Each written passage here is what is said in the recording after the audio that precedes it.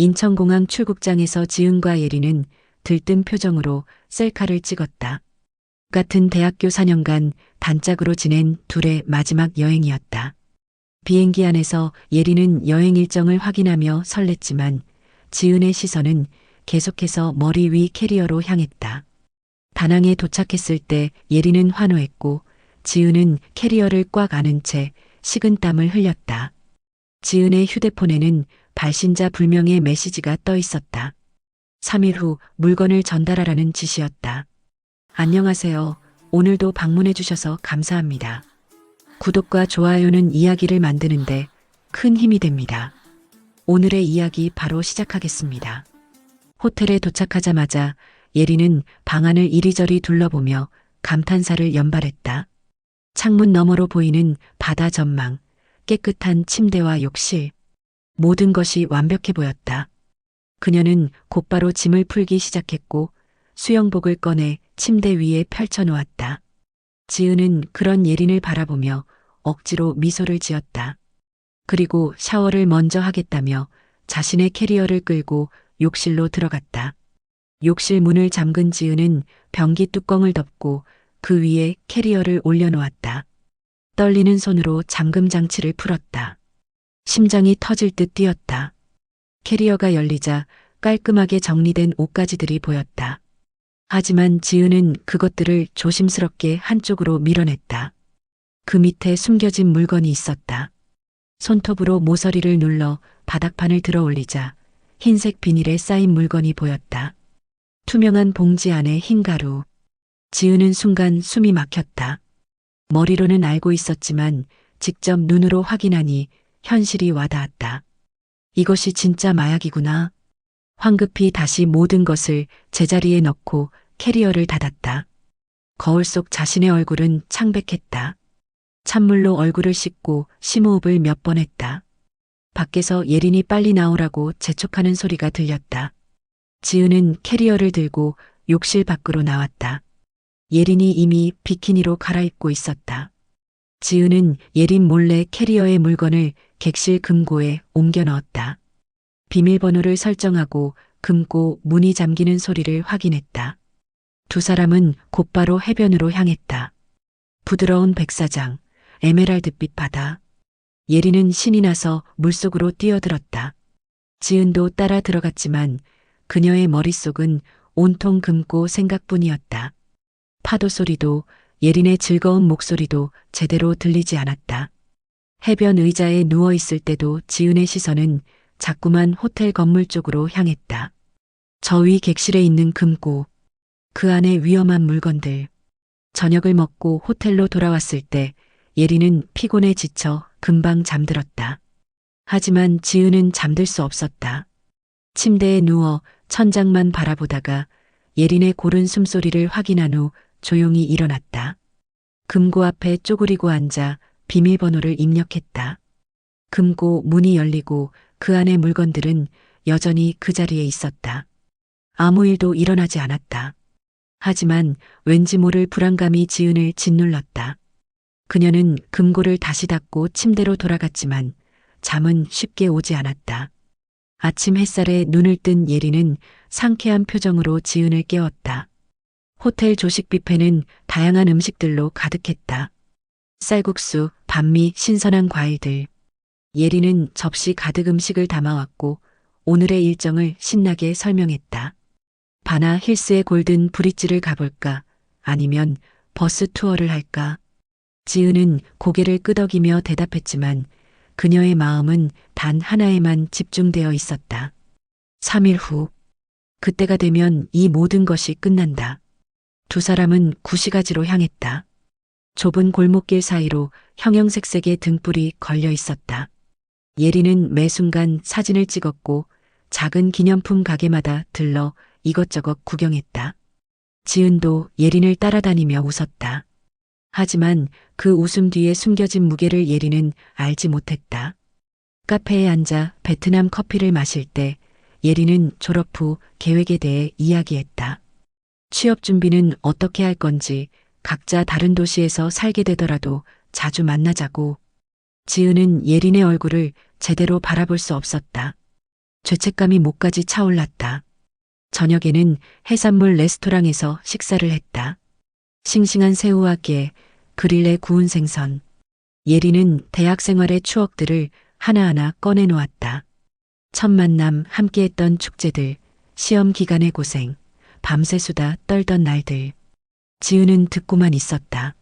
4년간의 우정이 이렇게나 소중했는데 자신은 지금 무슨 짓을 하고 있는 걸까? 예리는 지은의 손을 잡으며 이번 여행이 얼마나 행복한지 말했다. 지은은 그저 고개만 끄덕였다.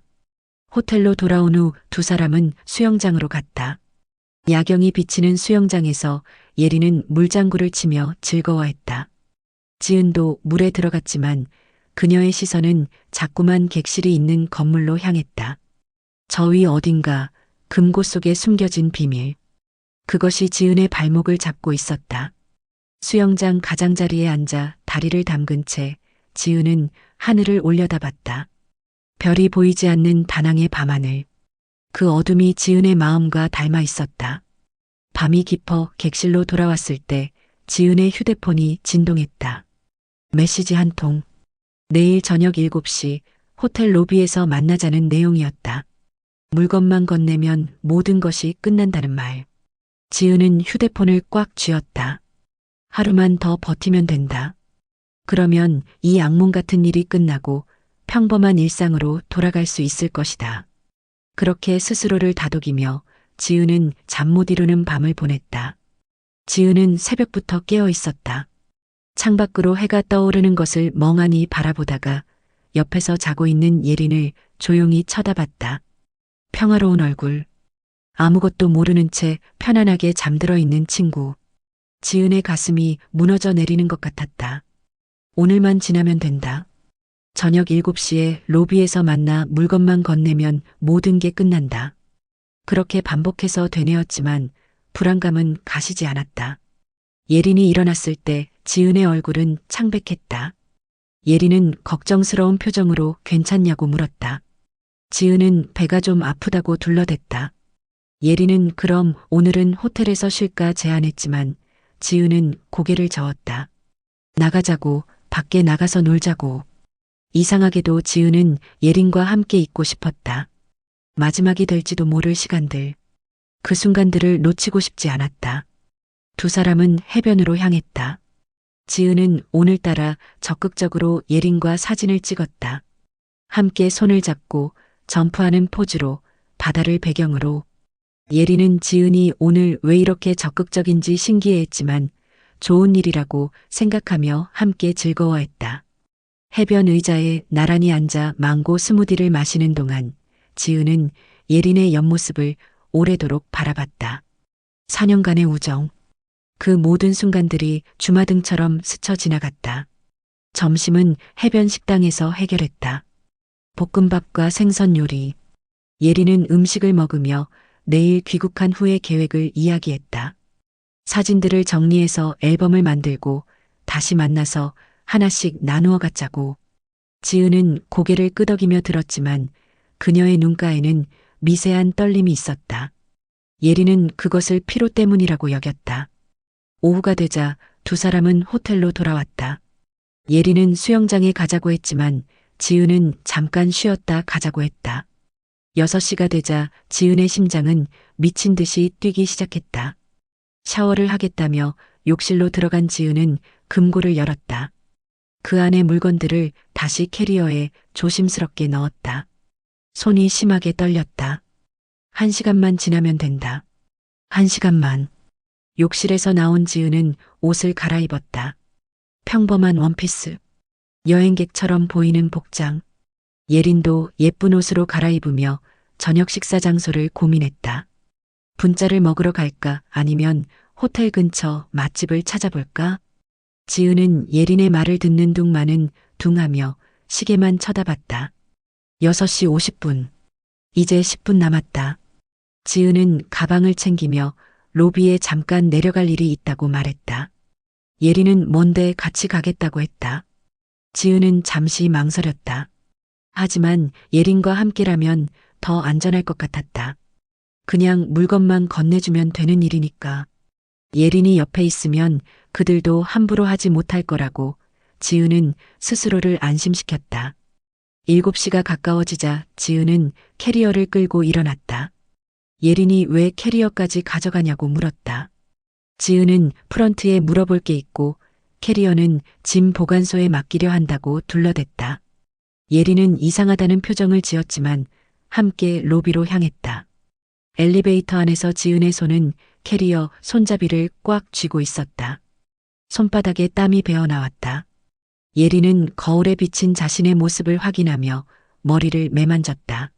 로비에 도착했을 때 지은의 시선은 재빠르게 주변을 살폈다. 그리고 소파에 앉아 있는 2명의 한국인 남자를 발견했다. 평범한 여행객 차림.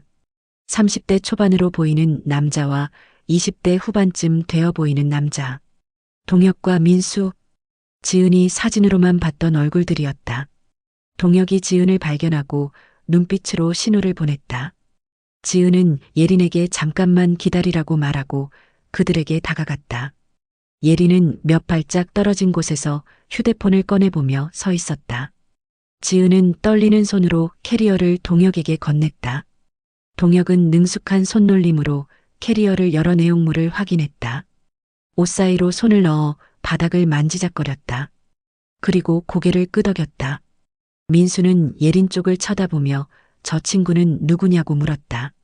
지은은 작은 목소리로 그냥 같이 여행 온 친구라고 아무것도 모른다고 대답했다. 동혁은 잠깐 얘기 좀 하자며 차에서 이야기하자고 제안했다. 지은은 당황했다.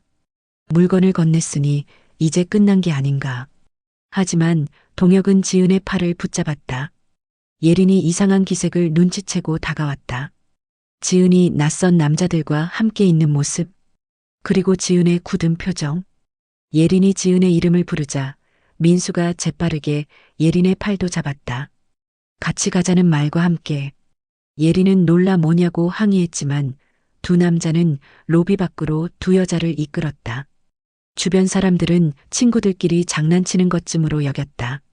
주차장에는 검은색 SUV가 대기하고 있었다. 지은은 예린을 보내달라고 애원했다. 예린은 아무것도 모른다고, 자신만 데려가라고. 하지만 동혁은 냉정하게 둘 다 타라고 명령했다. 예린은 저항했지만 민수의 힘이 더 셌다. 두 여자는 강제로 차에 태워졌다. 차 문이 닫히고 잠금 장치가 내려가는 소리가 들렸다. 동혁이 운전석에 앉았고 민수는 뒷좌석에서 두 여자를 감시했다.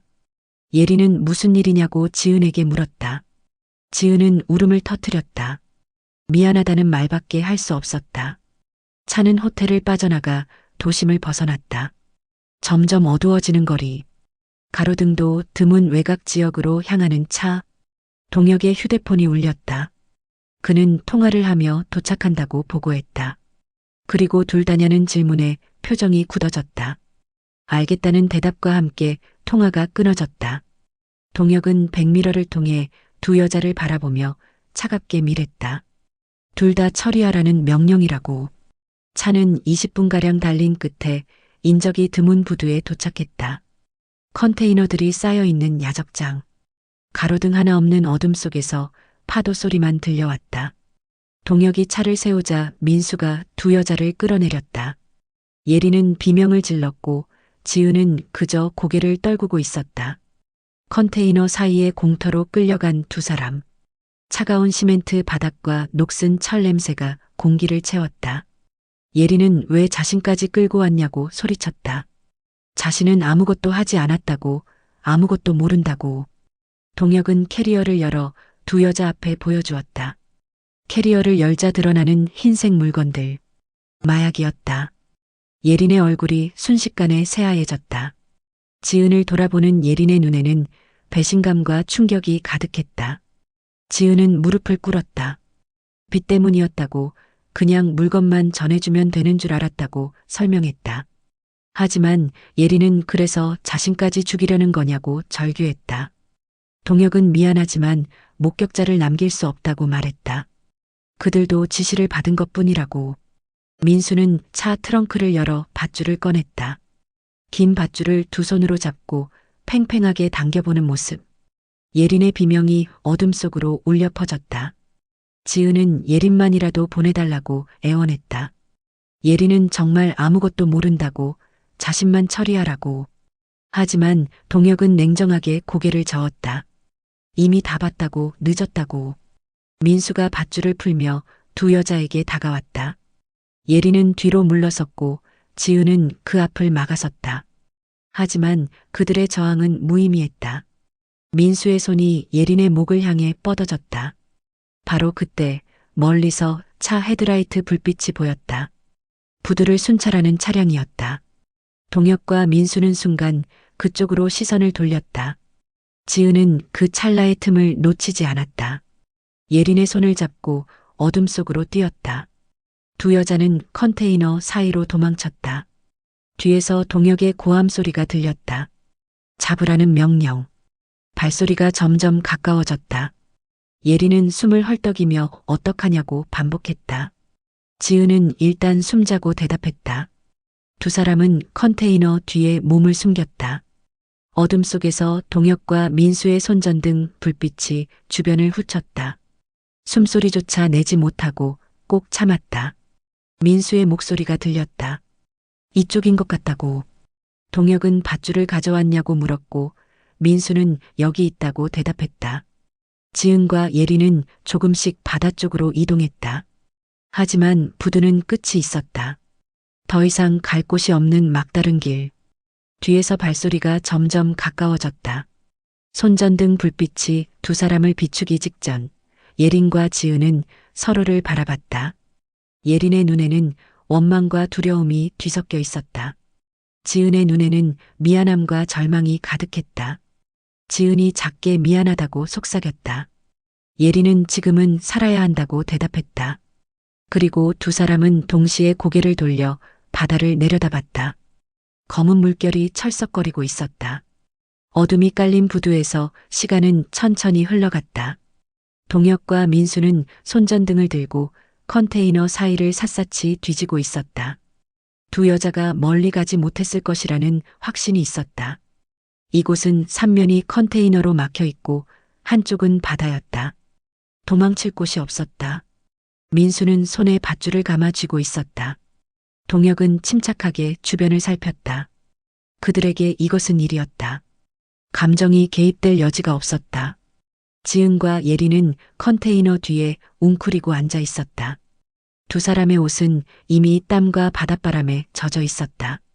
예린의 몸은 공포로 떨리고 있었고 지은은 그런 예린의 손을 꽉 쥐고 있었다. 4년간 함께한 친구. 자신 때문에 죽음의 위기에 처한 친구. 지은의 가슴은 죄책감으로 무너져 내렸다. 이 모든 것이 자신의 잘못이었다. 예린을 지켜야 했다. 어떻게든 살려야 했다. 손전등 불빛이 점점 가까워졌다. 동혁의 발소리가 그들이 숨은 컨테이너 앞을 지나갔다. 두 여자는 숨조차 쉬지 못하고 꼭 참았다. 심장이 터질 것만 같았다. 동혁은 잠시 멈춰서서 주변을 둘러봤다. 그의 손전등 불빛이 컨테이너 모서리를 살폈다. 조금만 더 안쪽을 비추면 두 여자가 발각될 상황이었다. 하지만 동혁은 다른 쪽으로 발걸음을 옮겼다. 민수에게 저쪽을 확인하라고 지시하는 소리가 들렸다. 두 여자는 조금씩 반대 방향으로 이동했다. 소리를 내지 않으려 최대한 조심스럽게 움직였다. 하지만 예린의 발이 바닥에 놓인 철제 파이프를 건드렸다. 작은 소리였지만 고요한 밤에는 충분히 크게 들렸다. 동혁과 민수가 동시에 그쪽을 향해 달려왔다. 손전등 불빛이 두 여자를 정확히 포착했다. 더 이상 숨을 곳이 없었다. 지은과 예린은 다시 뛰기 시작했다. 어둠 속에서 방향 감각을 잃었지만 본능적으로 움직였다. 컨테이너를 지나고 녹슨 철골 구조물을 돌아 계속해서 달렸다. 하지만 두 남자는 이 지역을 미리 파악하고 있었다. 그들은 두 여자를 바다 쪽으로 몰아가고 있었다. 의도적으로 도망칠 길을 차단하며 부두 끝으로 내몰았다. 예린과 지은은 결국 부두 끝에 다다랐다. 더 이상 갈 곳이 없었다. 뒤에는 다가오는 두 남자, 앞에는 검은 바다. 파도가 부두벽을 때리는 소리가 크게 울렸다. 동혁과 민수는 천천히 걸어왔다. 서두를 필요가 없었다. 이미 쥐가 도간에 든 상황이었다. 민수는 밧줄을 양손으로 잡고 팽팽하게 당겨 보였다. 동혁은 무표정한 얼굴로 두 여자를 바라봤다. 그의 눈에는 어떤 감정도 없었다. 이것은 단지 처리해야 할 일일 뿐이었다. 지은은 예린을 자신의 뒤로 감쌌다. 자신이라도 방패가 되어야 한다고 생각했다. 하지만 예린은 지은의 손을 뿌리치지 않았다. 오히려 더 꽉 잡았다. 4년간의 우정이 이런 순간에도 두 사람을 이어주고 있었다. 동혁이 한 걸음 더 다가왔다. 민수도 밧줄을 들고 접근했다. 두 여자는 뒤를 돌아 바다를 내려다봤다. 높이가 제법 되었다. 물속에는 무엇이 있을지 알 수 없었다. 하지만 여기 남아있는 것보다는 나을 것 같았다. 예린과 지은은 마지막으로 서로를 바라봤다. 그 눈빛 속에는 말로 표현할 수 없는 많은 것들이 담겨 있었다. 순간의 결정이었다. 지은이 예린의 손을 잡고 뒤로 몸을 던졌다. 중력에 이끌려 떨어지는 짧은 순간 두 사람의 비명이 밤하늘에 울려 퍼졌다. 차가운 물이 온몸을 감쌌다. 바닷물이 코와 입으로 들어왔다. 어둠 속에서 위아래 감각이 사라졌다. 지은은 필사적으로 수면 위로 올라가려 발버둥쳤다. 예린의 손은 이미 놓쳐버린 상태였다. 물 위로 고개를 내밀자 거친 숨을 들이마셨다. 주변을 둘러보니 몇 미터 떨어진 곳에서 예린도 물 위로 떠올랐다. 두 사람은 서로를 향해 헤엄쳤다. 위에서는 동혁과 민수가 손전등을 비추며 아래를 내려다보고 있었다. 동혁이 뭐라고 소리쳤지만 파도 소리에 묻혀 정확히 들리지 않았다. 민수가 부두 아래로 내려가는 계단을 찾아 이동하는 모습이 보였다. 지은은 예린에게 헤엄쳐서 도망가자는 신호를 보냈다. 두 여자는 부두를 따라 헤엄치기 시작했다. 밤바다의 파도는 예상보다 거셌다. 몇 번이나 물을 먹으며 정신을 차리기 힘들었다. 그래도 살기 위해 계속 팔다리를 움직였다. 해안가 불빛이 저 멀리 보였다.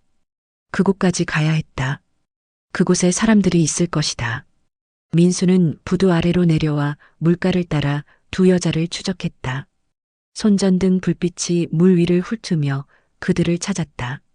지은과 예린은 물속으로 잠수하여 불빛을 피했다.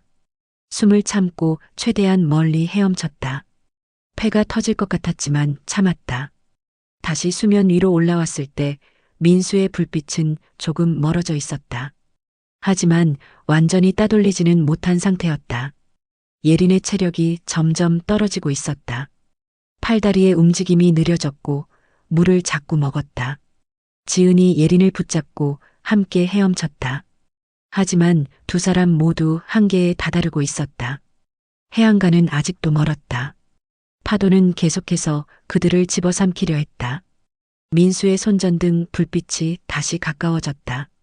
동혁도 차를 몰고 해안도로를 따라 이동하며 그들의 위치를 추적하고 있었다. 지은은 예린을 놓을 수 없었다. 죽더라도 함께 죽어야 한다고 생각했다. 예린도 지은의 옷을 붙잡고 놓지 않았다. 두 사람은 서로를 의지하며 계속 헤엄쳤다. 하지만 바다는 무심했다. 차가운 물은 체온을 빼앗아갔고 파도는 끊임없이 그들을 삼키려 했다. 의식이 점점 흐려졌다. 어디가 위이고 어디가 아래인지 분간이 안 되기 시작했다. 해안가의 불빛도 이제는 아른거렸다.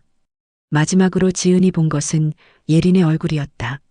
물 위로 떠올랐다 잠기기를 반복하는 친구의 얼굴. 그리고 점점 멀어지는 손전등 불빛. 파도 소리가 귀를 꽉 채웠다. 지은은 예린의 이름을 불렀지만 소리가 나오지 않았다. 입 안으로 바닷물만 들어왔다. 그렇게 두 사람은 어둠 속으로 사라졌다. 파도는 모든 흔적을 지워버렸다. 민수의 손전등은 한참을 물 위를 비추다가 결국 꺼졌다. 72시간이 지난 서울. 예린의 어머니는 딸의 휴대폰에 수십 통의 전화를 걸었지만 모두 통화 연결이 되지 않았다. 귀국 예정일이 지났는데도 아무 연락이 없었다. 불안감이 점점 커졌다. 지은의 부모도 같은 상황이었다. 두 집안은 서로 연락을 주고받으며 딸들의 소식을 확인했지만 아무도 그들의 행방을 알지 못했다. 결국 두 가족은 경찰서로 향했다. 강력계 소속 박철수 형사가 사건을 맡았다. 해외 실종 사건은 복잡했다. 일단 기본적인 정보부터 수집했다. 인천공항 출국 기록, 다낭 입국 확인, 호텔 예약 내역. 모든 것이 정상적으로 보였다. 하지만 귀국 비행기는 타지 않았고 호텔에서는 체크아웃도 하지 않은 상태였다. 베트남 경찰에 협조 요청을 보냈다. 다낭 경찰청에서 호텔 CCTV 영상을 분석한 결과가 도착했다. 넷째 날 저녁 7시경 지은과 예린이 캐리어를 끌고 로비로 내려오는 장면이 포착되었다. 그리고 두 명의 한국인 남자와 대화를 나누는 모습. 얼마 후 네 사람이 함께 호텔 밖으로 나가는 장면.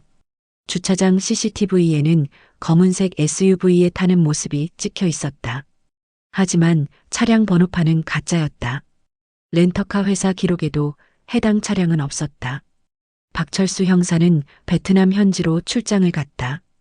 다낭 경찰과 함께 수사를 진행했다. 호텔 직원들을 면담했지만 특별한 정보를 얻지 못했다. 그저 평범한 여행객들로 보였다는 증언뿐이었다. 두 남자의 신원도 파악되지 않았다. 가짜 이름으로 활동한 것이 분명했다. 출국 기록도 없었다. 불법 체류 중이거나 위조 여권을 사용했을 가능성이 높았다. 수사팀은 부두 지역을 중점적으로 수색했다. 익명의 제보로 북쪽 부두에서 수상한 차량이 목격되었다는 정보가 들어왔기 때문이었다. 현장을 조사한 결과 여성용 머리끈이 발견되었다. 하지만 지은과 예린의 것으로 단정 지을 수는 없었다. 그리고 밧줄 조각도 발견되었다. 섬유 감식 결과 최근에 사용된 흔적이 있었다. 부두 끝 난간에서는 미세한 섬유 조각도 채취되었다. 누군가 그곳에서 물에 빠졌을 가능성이 제기되었다. 해양경찰이 투입되어 바다 수색이 시작되었다. 잠수팀이 부두 주변 해역을 샅샅이 뒤졌다. 며칠간의 수색 끝에 물에 잠긴 휴대폰 한 대가 발견되었다. 지은의 것이었다. 물에 침수되어 데이터는 복구할 수 없었다. 하지만 시신은 발견되지 않았다. 조류에 떠내려갔을 가능성, 혹은 더 깊은 바다로 가라앉았을 가능성이 제기되었다. 박철수 형사는 지은의 통장 거래 내역을 조회했다. 그곳에는 여러 사채업자들에게 송금한 기록이 빼곡했다.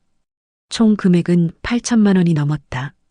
사채업자들을 추적하여 조사했지만 베트남 여행과의 연관성은 부인했다. 하지만 조직적 범죄의 냄새가 짙게 풍겼다. 마약 운반책으로 이용된 후 증거 인멸을 위해 살해당했을 가능성. 한국 베트남 공조수사팀이 정식으로 구성되었다. 하지만 수사는 답답하게 진행되었다. 동혁과 민수로 추정되는 두 남자의 정체는 밝혀지지 않았다. 조직의 실체도 드러나지 않았다.